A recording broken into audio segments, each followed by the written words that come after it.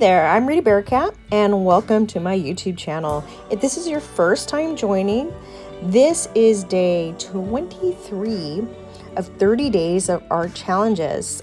I sent these out to my subscribers, and if you would like to have those 30 art challenges sent to your inbox, you can sign up with the link that I'm going to put below. Now today I'm working with a page that I had already started because I do add color to some of my pages when I'm working on another project. I will add color into my art journal instead of wiping or washing off that paint.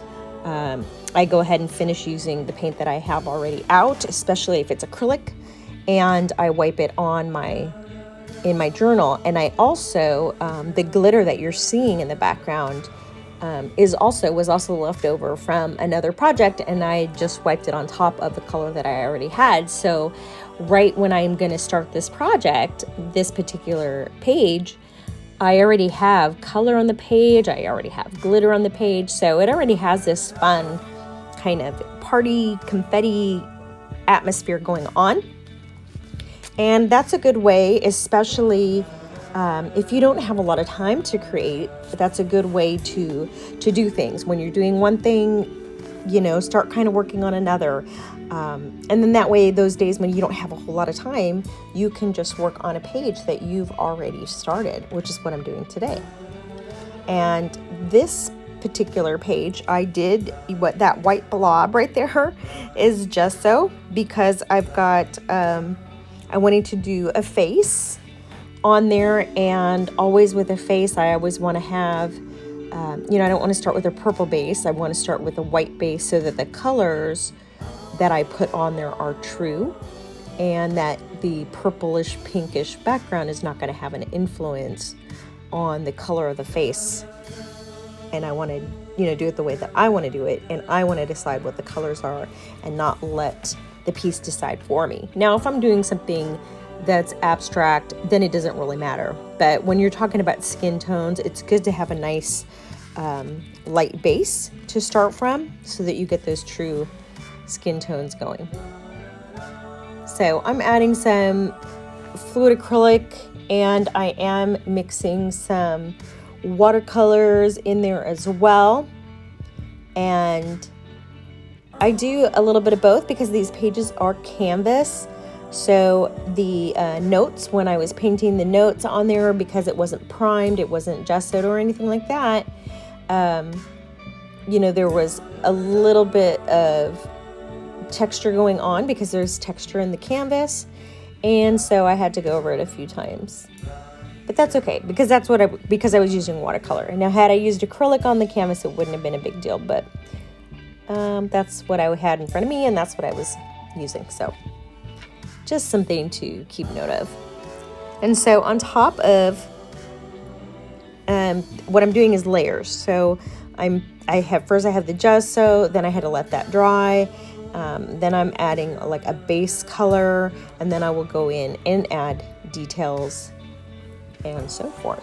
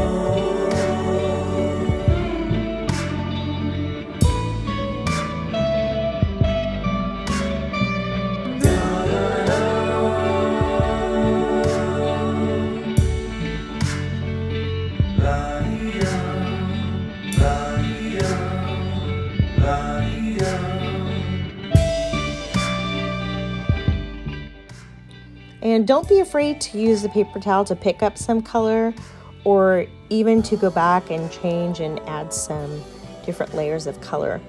So I hope that you liked this video. If you did, give it a thumbs up and subscribe to my channel. Here are the finished results, and I thank you so much for watching. And if you want those art challenges, make sure that you sign up with the link below. Thank you, and I will see you in the next video.